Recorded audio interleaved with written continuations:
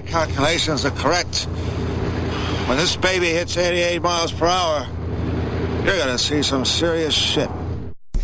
This radio program is intended for broadcast with balls to the wall.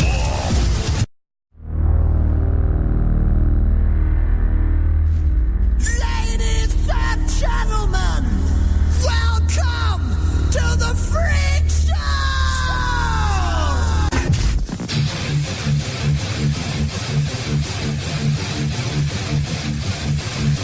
Hey, that stupid piece of shit!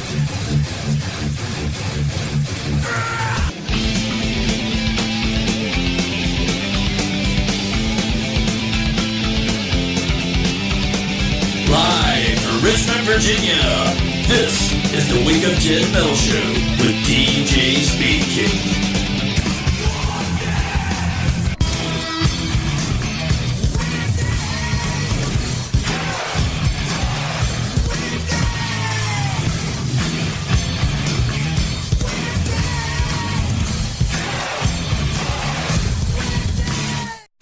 Hey, lady.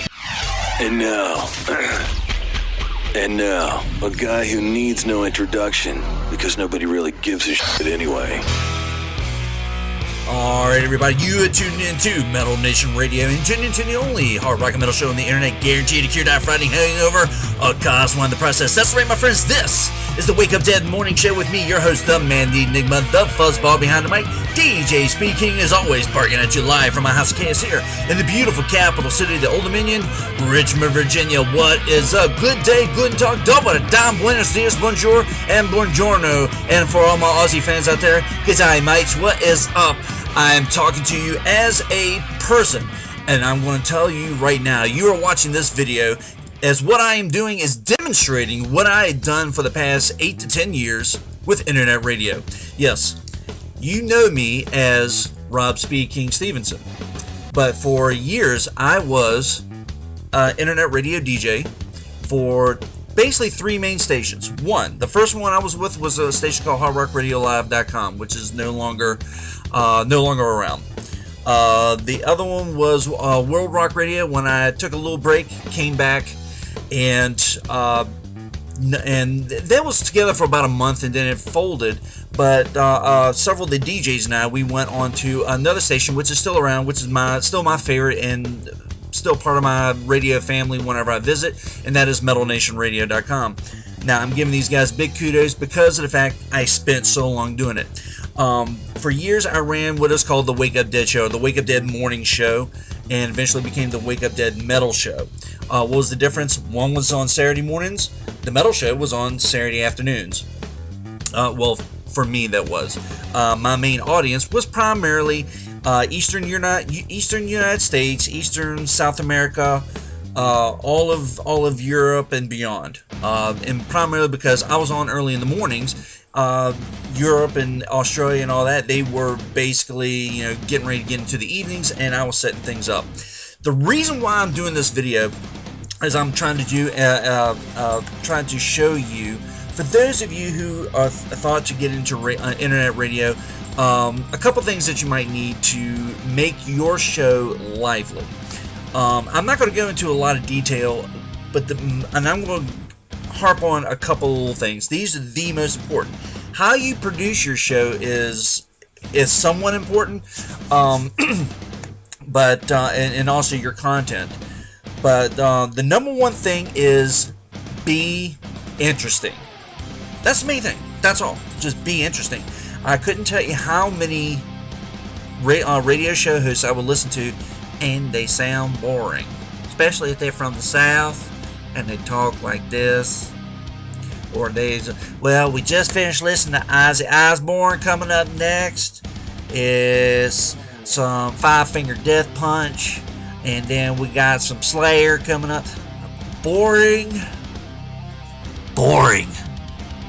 Okay. First things first. If you're going to get in it, be lively. Own it. Command it. Command respect. The way you do your voice. I'm giving you basically my radio voice. Now, if I want to talk to you just regularly, how I normally sound when I talk to everybody, this is boring. Now, if I talk to you like this, with a strong personality, you don't have to talk fast. You don't have to talk blah, blah, blah, blah, blah, blah, blah, all the time. You can talk normally, but have a good, strong, prominent voice. Be interesting. Be crazy. You know, go out there, get. It's like you're reaching through your microphone and grabbing your listener by the throat and saying, "Listen!" That's what you're trying to do. Also, there's several things that to make you sound clear. This is what I use. For the last several years, I used the Blue Yeti. Okay? Probably the best USB mic you could possibly get there. It's not too expensive, and I love it. It's one of the most clear mics you'll ever use. Strong. You can use an instrumental studio mic if you want.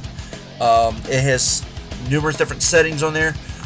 I use it primarily for vocals, and I usually keep it. And I usually actually, even though in this video I had it set right here, this is actually sitting on top of my laptop, just so you can see that this is what I'm doing. I normally have it set right here off. It's, if you to kind of give me an idea, if I can, there we go.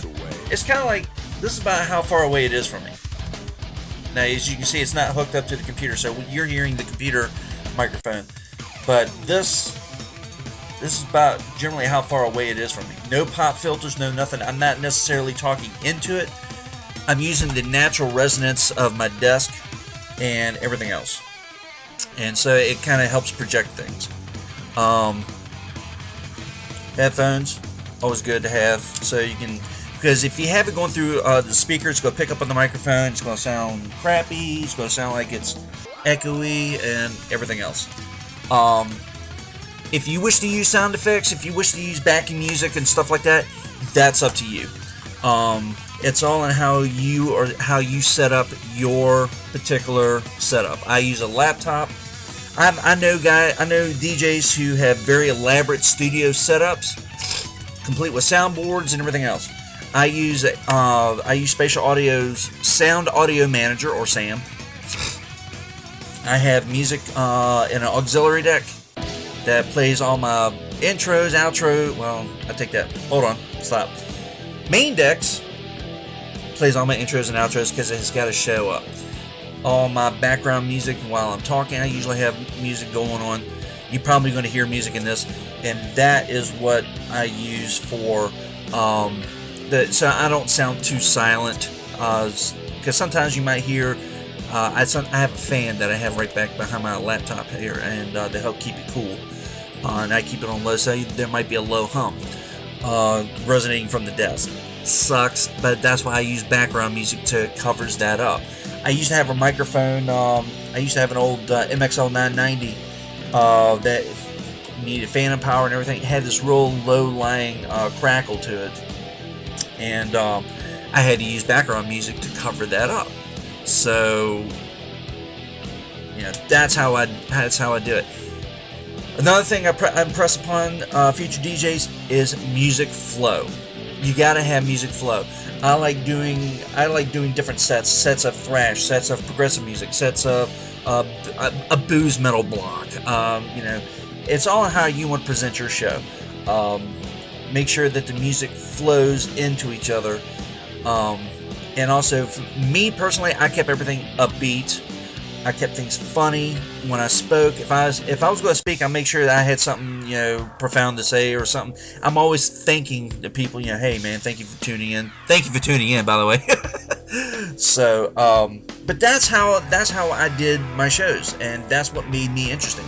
I had for years, I would have other stations send their DJs to listen to me because of how I produced my show.